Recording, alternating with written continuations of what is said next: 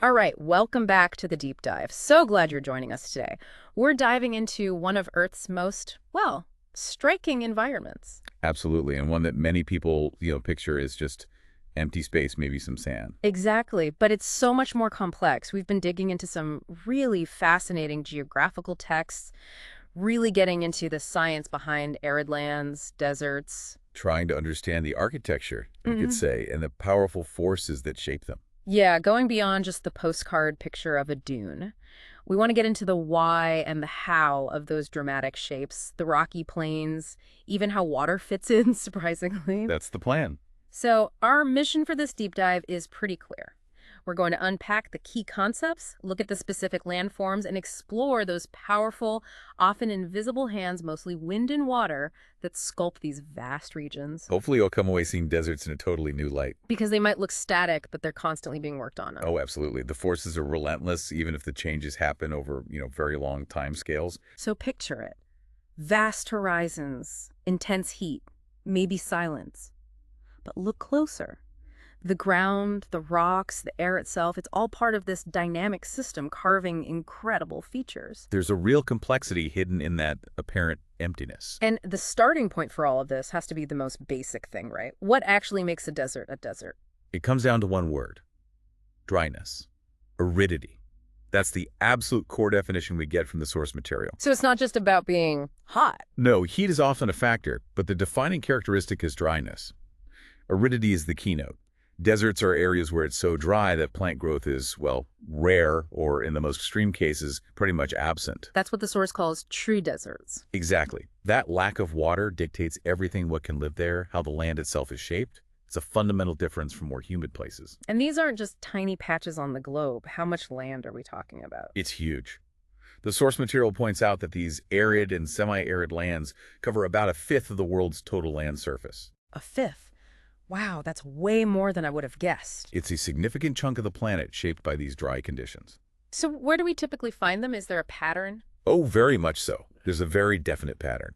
If you look at a world map, you see these big deserts clustered in specific bands, mostly between the 15 degrees and 30 degrees parallels of latitude, both north and south of the equator. 15 to 30 degrees north and south. Okay, why there? What's special about those latitude bands? Well, the source gives us two main reasons, and they're connected to global air patterns and ocean currents. First, you've got large-scale atmospheric circulation. Okay. Air rises near the equator, drops its moisture, then moves poleward and sinks around those 30-degree latitudes. Sinking air. And Right. as air sinks, it warms up. Warmer air can hold more moisture, relatively speaking, so it doesn't release it as rain. This creates big zones of high pressure and stable, dry air. So that's the basic setup for dryness. That's a huge part of it. Then add the fact that these areas are often in the trade wind belts, and crucially, on the western sides of continents in these belts, the trade winds blow offshore. Offshore, so blowing from the land out to sea. Exactly. Instead of bringing moist air in from the ocean, they carry potentially drier air away from the land. It just reinforces the dryness. Okay, so sinking dry air, winds blowing the wrong way for rain. What was the second big reason? Cold ocean currents. Those same western coasts in those 15-30-degree bands are often washed by cold currents flowing towards the equator. Cold currents. Again, that feels backwards. Wouldn't cold air cause rain? You'd think so, but it creates what the source calls a desiccating effect. When air moves over that cold water, it cools down right at the base. Okay. This makes the air very stable.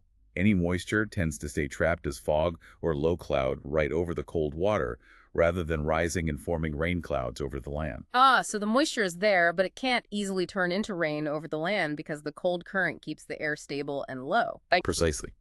Then, as that stable, relatively cool, dry air moves inland over the warmer land, it warms up more, making it even less likely to condense and produce rain. It actively prevents precipitation.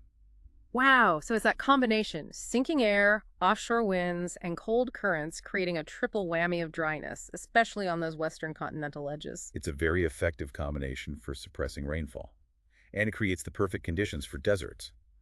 But crucially, the popular image of endless sand, that's only one type of desert. Right, that was a real eye-opener from the sources. The term desert covers a lot more ground, literally. The source breaks it down into 5 main kinds based on what the surface is like. Yeah, that classification is super helpful. Let's go through them. Okay, first up, hamada, or rocky desert. What's that like?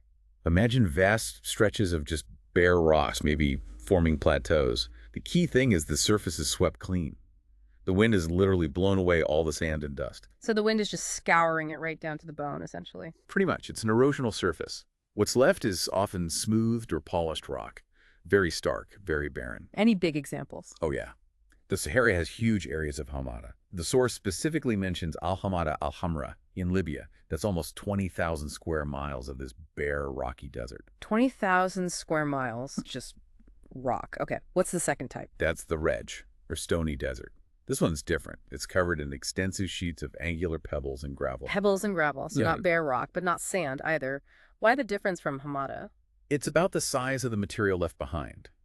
The wind in a Reg is still active, but it hasn't been strong or persistent enough to remove these larger, heavier fragments, the stones and gravel. It might have blown away the finer sand and dust, leaving this stony pavement. Like a giant natural gravel driveway stretching out forever. That's a good way to picture it. And the source says this is really common. You find it in Libya, Egypt, large parts of the Algerian deserts. The Termeer in Libya is a specific example given. Okay, hamada is bare rock, Reg is stony pavement. Now the third one, this is the one everyone thinks of. Yeah, the Erg, or sandy desert.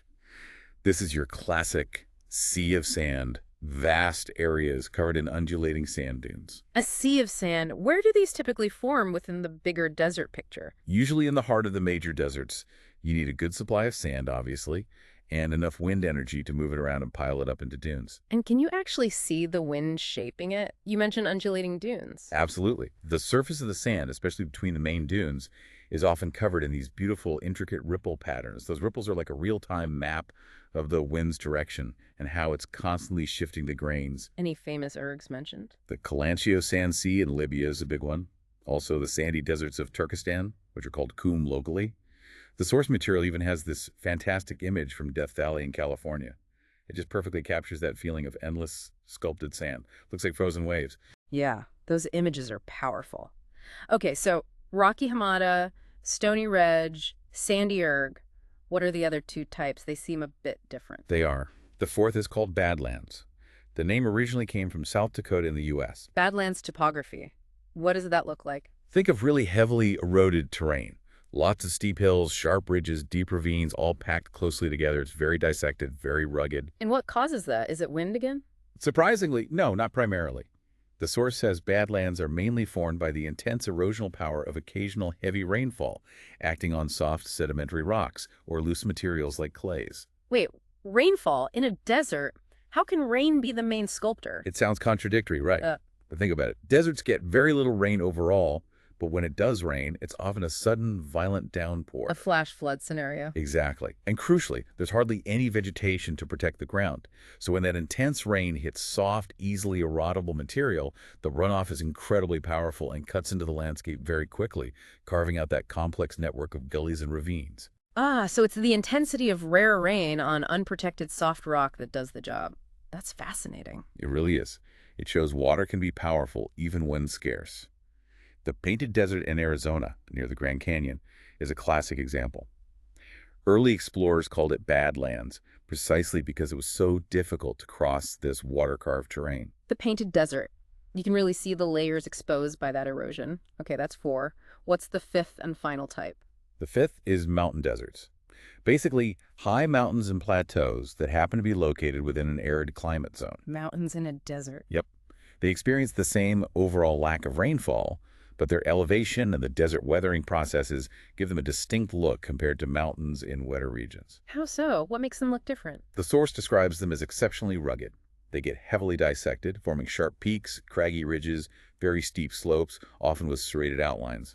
Think angular and sharp, rather than rounded and softened by vegetation and soil cover, like in humid climates. The term steep-sided comes up a lot. So the dryness leads to sharper, more dramatic mountain shapes? In many ways, yes.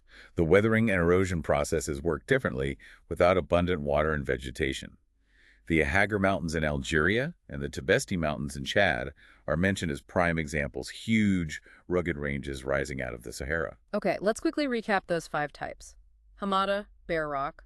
Reg, stony gravel. Erg, sandy dunes, badlands, water-carved soft rock, and mountain deserts, rugged highlands. That definitely paints a much richer picture than just sand. It really does. And understanding that variety naturally makes you ask, okay, what are the specific forces carving these different landscapes? All right, let's get into those forces. We know rock has to be broken down first. Weathering, right? How does that work in a desert? Weathering is incredibly important, maybe even more potent in some ways than in wet climates. And the biggest player, according to the source, is the extreme temperature fluctuation. The massive difference between day and night temperatures. Exactly. Intense heat during the day, rapid cooling at night. This constant expansion and contraction puts enormous stress on rocks. The outer layers heat up and expand much more than the cooler interior. Then they cool and contract faster at night. And that back and forth breaks them. Over time, yes. Yeah. It causes the outer layers to crack and peel off, almost like an onion. The source calls it exfoliation or onion peeling. You often see these curved sheets of rock that have flaked off larger boulders. It's pure mechanical breakdown. Onion peeling. That's a great visual. What about frost? You need water for frost, and water's scarce. True, but it still plays a role, surprisingly. Even a little bit of moisture from rare rain or even dew can seep into cracks in the rock. Yeah. And desert nights, especially at altitude or in winter, can definitely drop below freezing And water expands when it freezes. by about 9 or 10%. So when that water freezes inside a crack, it acts like a wedge, pushing the rock apart. Repeated cycles of freezing and thawing, even with small amounts of water, can break rocks apart very effectively. The source mentions the piles of angular, broken rock fragments you find at the bottom of cliffs, called scree. So temperature swings and even limited frost action are major rock breakers. What about chemical weathering? It happens. Things like oxidation rusting or salt crystallization in pores. But the source is clear it's much less significant than in humid regions, simply because most chemical reactions need water and there just isn't much around. Mechanical weathering really dominates. Okay, so the rock gets broken down mechanically, then something has to move the pieces. That's where wind comes in strong. Oh, absolutely. Wind action is incredibly effective in deserts, much more so than in places with lots of vegetation. Why the difference? It's simply that lack of vegetation cover. Plants and their roots hold soil and loose particles together. Without that, there's nothing stopping the wind from just picking up sand, dust, even small pebbles, and carrying them off. Wind erosion is basically unrestrained. Makes sense, no protection. How does the wind actually erode? The source mentions a few ways. First is deflation. That's literally the wind lifting and blowing away loose material from the surface. Like deflating a balloon, but it's the land surface? Kinda, yeah. It picks up the fine stuff, dust, silt, fine sand, and carries it high up, sometimes for huge distances. If it's strong enough, it can roll or push larger sand grains and pebbles along the ground too, which is called creep. And if this happens continuously? Over long periods, deflation can scoop out enormous hollows or depressions in the landscape. Any really big examples of these deflation hollows? The source gives a spectacular one, Right. the Qattara Depression in Egypt. It's this massive basin, largely formed by deflation, and its lowest point is an incredible 450 feet below sea level. Whoa, 450 feet below sea level, just from wind blowing material away. It's staggering, isn't it? It shows the immense power of wind deflation over geological time. Mind-blowing. Okay, so deflation lifts and removes. What's the next process? Abrasion. Think of it as natural sandblasting. Wind carries sand particles, and these hit and grind against rock surfaces. Like sandpaper. Exactly, but driven by wind. The impact of countless sand grains scratches, polishes, and wears away exposed rock faces. It sculpts and smooths them. Does it happen evenly all over a rock? No, and this is really key for understanding some landforms. The source points out that abrasion is most effective near the ground, usually within the bottom couple of feet, Why only near the ground? because of how sand moves. The wind doesn't usually carry larger sand grains very high for long distances. Instead, they bounce along the surface in short hops. This process is called saltation. So most of the sandblasting action happens in that lower zone where these bouncing grains are concentrated. Ah, saltation. So the bouncing sand does the most damage down low. That's important. Very important for shapes like mushroom rocks. Got it. Deflation. Abrasion. What's the third wind erosion process? Attrition. This isn't about the wind hitting the rock. It's about the particles hitting each other while they're being carried by the wind. Sand grains colliding in midair. Yes, or bouncing off each other. As billions of these particles swirl around, they bash into one another, breaking down further, getting smaller and rounder over time.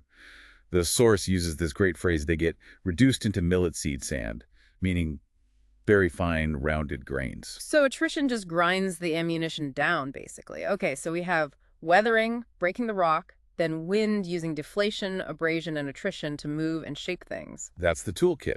Now let's look at the sculptures the wind creates purely through erosion. Right, the landforms. First up, those rock pedestals, or gore the mushroom rocks. Yep, the classic mushroom shape, very common in places like the Sahara. They're isolated pillars, narrow at the base, wider at the top. And that shape comes directly from the abrasion being strongest near the ground. Exactly. That concentrated sandblasting, mainly through saltation in the lower couple of feet, erodes the base of the rock faster than the top. If the rock has layers of different hardness, that helps too. But even in uniform rock, the lower part just gets worn away more quickly. Leaving the top part wider, like a cap? Precisely. It undercuts the base, creating the stem of the mushroom. The forest has a figure that shows it perfectly, a direct result of how wind abrasion works. Cool. What's next? Zeugen. Zeugen are these tabular masses, like blocks, where you have a resistant layer of hard rock sitting on top of softer rock layers, all arranged horizontally. Like a layer cake exposed to the wind? Sort of, yeah. The key is those horizontal layers. The source shows this structure well. Wind finds weak spots, like joints or cracks, in the hard caprock. Abrasion gets into those cracks and widens them into grooves. So it attacks the weak points in the armor first. Yes. And once those grooves expose the softer rock underneath, the wind can really go to town, rapidly eroding and undercutting the softer layers beneath the harder cap. Ah, so the hard cap protects most of it, but where it's breached, the soft stuff underneath gets hollowed out quickly. Exactly. This leaves ridges, or blocks, of the harder rock standing up, separated by these wind-carved troughs, where the softer rock used to be. Zeugen can be pretty big. The source says 10 to 100 feet high, and the pattern they create is sometimes called a word landscape. A word landscape. Yeah, because the parallel ridges and grooves can look a bit like lines of writing from a distance. You can sort of see it in the illustration. I can picture that. Okay. Zeugen horizontal layers. What about yardangs? They sound similar. Similar process differential erosion, but different structure.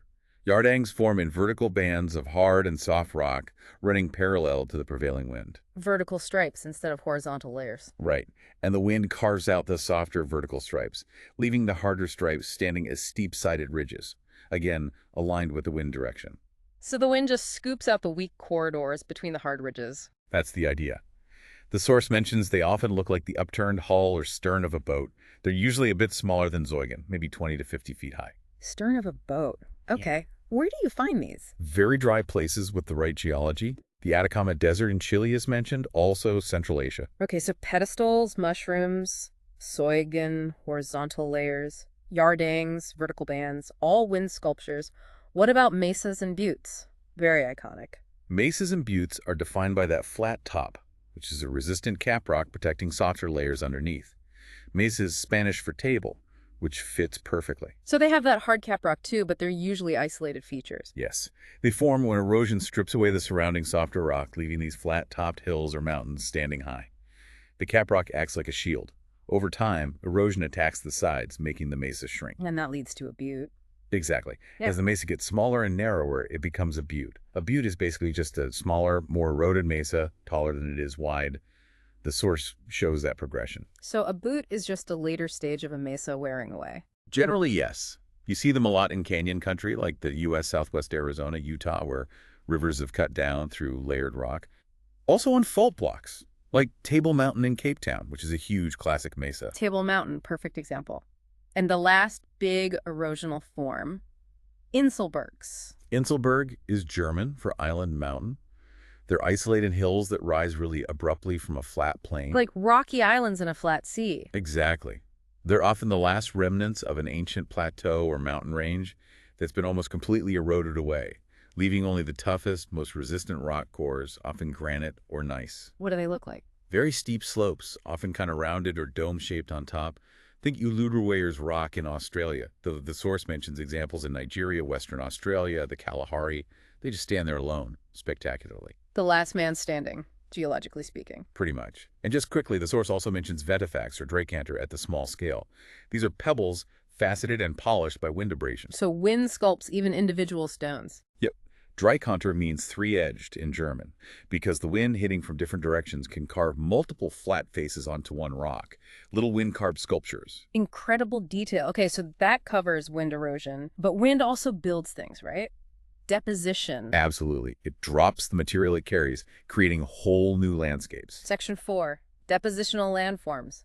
What's the wind carrying and dropping? All that loose stuff broken down by weathering and picked up by deflation. Fine dust, sand, maybe small pebbles rolled along. And how far does this stuff travel? The fine dust. Astonishingly far. Yeah. The source gives examples like Sahara dust falling as blood rain in Italy or landing on glaciers in Switzerland. Thousands of miles. Wow. Across the Mediterranean and onto the Alps. Yep. And think about the Dust Bowl in the U.S. in the 30s. That was massive deflation and transport of topsoil. Shows how far and how devastatingly wind can move fine material. So when that fine dust settles somewhere else, it can build up. That's Lewis. Exactly. Loess is composed of that fine, yellowish, wind-blown dust, mostly silt-sized particles deposited in the thick sheets, often far from the desert source. Where does the dust originally come from? Often from areas with lots of fine sediment available, like plains left behind by melting glaciers, glacial outwash, dried-up lake beds, river floodplains. And what are lowest deposits like? Two key things from the source. They make very fertile soil, which is great for agriculture, but they're also very easily eroded by water. And because the particles interlock, eroded loess can form steep, almost vertical cliffs or banks. So wind deposits it, but water can carve it into dramatic shapes. Right. You can get badland-type topography carved into these massive dust deposits. Is there a major lowest region mentioned? The biggest is the Huanghe Basin in northwest China. The source describes it as covering 250,000 square miles, with deposits 200 to 500 feet deep. It's called loam there. 500 feet of dust covering that huge area. That's mind-boggling. Really shows the cumulative power of wind deposition over long timescales. Okay, loess is the fine dust, but the really iconic depositional features are sand dunes. Absolutely. Dunes are the main landform in sandy deserts, the ergs. They're just hills of sand, built up and shaped by the wind. Are they all fixed in place? No, they can be active and migratory, constantly shifting, Yeah. or they can become stabilized if plants manage to grow on them. And they come in lots of shapes. A huge variety. The source lists a whole string of names: star dunes, pyramid dunes, transverse dunes, blowouts. Their shape depends on sand supply, wind speed, and direction. Is it constant or variable? Particle size, and vegetation. Way more complex than just a pile of sand. Let's focus on the two main types the source details: barchans and seifs. What are barchans? Barchans are those beautiful crescent-shaped dunes.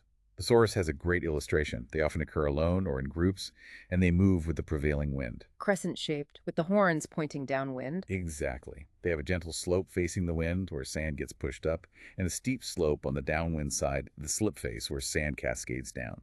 The horns form as the sides move a bit faster. And they actually move across the desert. How fast? Oh, yes. Smaller ones can move maybe up to 25 feet a year, according to the source. Yeah. Bigger ones are slower, maybe 10 feet a year. But that's still significant movement over time. Definitely. Enough to bury roads or buildings or threaten oases. Absolutely. They pose a real hazard in some areas marching across the landscape. Okay, barchans. Migrating crescents. What about seifs, or longitudinal dunes? Seeps are totally different. They're incredibly long, narrow ridges of sand, running parallel to the prevailing wind direction. Seif is Arabic for sword, which fits their shape. Long ridges. How long? The source says they can stretch for hundreds of miles and be up to 200 feet high. They have steep sides and often a sharp serrated crest. Wow. How do they form parallel to the wind when barchans form across it? It's thought to involve more complex wind patterns, maybe not just one steady wind, but a dominant wind direction with strong crosswinds blowing from the sides periodically. These crosswinds sweep the sand into these long ridges aligned with the main flow. So multiple wind directions working together. That seems to be the idea. You find these massive, safe dune fields in places like the Sahara's Great Erg Oriental, the Thar Desert, Western Australia. Okay, so wind deposition creates lowest plains and a whole zoo of dune types, including the moving barchans and the massive linear seifs. That covers wind pretty well. It does. But now we need to talk about the other sculptor, the one that seems unlikely but is incredibly powerful in deserts: water. Section 5. The unexpected power of water. Yeah, this still feels weird. Deserts are dry. They are, in terms of annual rainfall, maybe 5–10 inches a year, often less.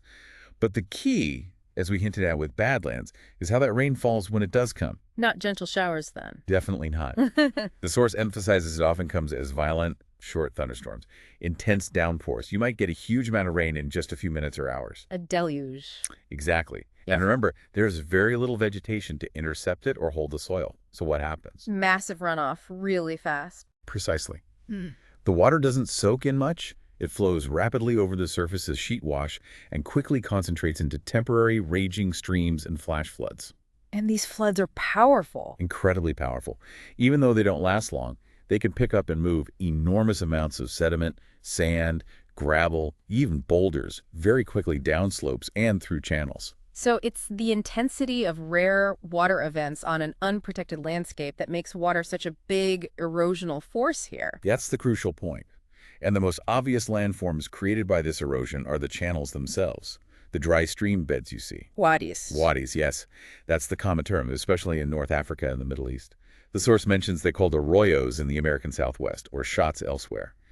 They're the paths carved by those torrential flash floods, usually dry, but evidence of water's power. Okay, wadis are the erosional channels. What happens when the flood water carrying all that debris comes out of a steep wadi onto flatter ground? As the stream emerges from the confined channel onto a gentler slope, like the Piedmont at the base of mountains, it slows down abruptly. And drops its load. Exactly. It can't carry the sediment anymore, so it dumps it, forming fan-shaped deposits. These are called alluvial fans, or sometimes alluvial cones. The source calls them dry deltas, too. Alluvial fans. And if you have lots of wadis coming out of a mountain range, Then the individual alluvial fans can spread out and merge together along the base of the mountains, forming a continuous sloping plain of deposited sediment. That's called a bahada. a bahada, like a sort of depositional apron along the mountain front. That's a great way to describe it. The source has a diagram showing this within an Intermont desert basin system. Right, that diagram. It shows mountains, the bahada sloping down, and something in the middle. What's the whole system? That's a common setup, mountains surrounding a low-lying basin with internal drainage, meaning water flows in from the mountains via wadis, but it doesn't flow out to the sea. So where does the water go? It collects in the lowest part, the central depression. And because it's a desert, hot, dry air, low humidity, the water evaporates incredibly quickly. Leaving behind. Anything that was dissolved or suspended in it, salts, fine mud. This creates temporary lakes after rains, or more often just a dry lake bed crusted with salt and silt. That's called a playa or salina. They often glisten white because of the salt crust. So the basin system is mountains, wadis carrying water and sediment down, depositing it on the bahada slope, with the water eventually collecting and evaporating in a central playa. That's the essence of it. And the diagram also shows the pediment. That's the gently sloping erosional surface carved into bedrock right at the foot of the mountains, usually above the bahada. It forms as the mountain front itself erodes and retreats over time. Wow. So even though water is scarce, these intense short bursts carve wadis, build bahadas and fans, and create playas. It's a major player. Huge player. The source also mentions that intermittent streams can carve bigger canyons too, like the Chebkas in Algeria, and water erosion helps form mesas and buttes in those canyon settings. Incredible. Okay, let's pull this all together. We started with deserts defined by dryness, clustered in specific latitudes. Then we saw the 5 distinct types: Hamada, Reg, Badlands, mountain deserts showing the variety beyond just sand. We dug into the forces, powerful mechanical weathering from temperature and frost. Unrestrained wind action, doing deflation and abrasion to carve pedestals, zoygens, yardangs, mesas, buttes, inselbergs. And also wind depositing material to form huge loess plains and diverse dunes like barchans and sipes. And finally, the surprising but potent role of infrequent, intense rainfall and flash floods carving wadis and building features like fans, bahadas, and playas in basins. It really is this complex dance between climate, geology, wind, and water. The landscapes are constantly being shaped. Dynamic systems, definitely not static. So when you look at a desert landscape now, you see the processes behind the forms. It's not empty, it's sculpted. Exactly. And understanding how these landscapes form, how fragile they can be in some ways despite the harshness, is really important for building things there, managing resources, even just appreciating how the planet works. It gives you that deep time perspective, too. These things take millions of years. Absolutely. Which brings up a final thought. We've talked about these immense natural forces, wind-stripping landscapes, dunes migrating, flash floods reshaping channels. Given the scale and power of these processes, how does human activity fit in? Things like building large structures, diverting water for irrigation, agriculture, mining, or even climate change altering wind and rain patterns. How might those interact with these desert systems? That's a really critical question. These desert environments are often finely balanced. Human activities can significantly alter things, sometimes dramatically. Disturbing surfaces could accelerate wind erosion, changing water courses can trigger unexpected flooding or deposition elsewhere. Stabilizing dunes might have knock-on effects. And climate change could shift the balance between wind and water dominance in unpredictable ways. So, understanding the natural system is key to anticipating how our actions might impact these landscapes, which are often more fragile than they look. Precisely. It's about working with the environment, or at least understanding the potential consequences before we act. A powerful thought to end on. This has been fascinating, really getting under the surface of these arid lands. Thanks for joining us on this deep dive. My pleasure. Always fascinating to explore how our planet gets its shape.